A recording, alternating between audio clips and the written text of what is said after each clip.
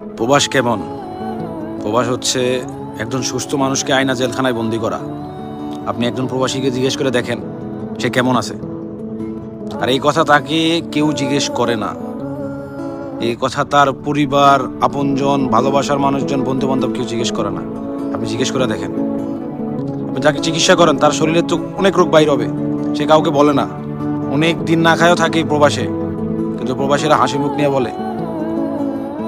তারা জিজ্ঞেস করেন তো মন থেকে কোন দিন হাসছে, সে বলতে পারবে না। তার শরীরের চেয়েও তার মনে অনেক ক্ষত, সব কথার ক্ষত। তার কথা শুনতে হয় সবাইকে হাসি খুশি রাখার জন্য। সে নিজের দেশ ছেড়ে দিছে, কিন্তু তারপরও সে সবার কাছে ভালো হইতে পারে না। তার ভিতরেও ক্ষত, বাহিরেও ক্ষত। আর একজন প্রবাসী জানে প্রবাস জীবনটা কেমন। আপনি প্রবাসী না হলে কখনো বুঝতে পারবেন না। তার জিজ্ঞান তো মন খুলে কোন দিন হাসছে, মন খুলে কোন দিন খাইছে, তার শরীর সুস্থ আছে কিনা, তার চিকিৎসা করেন।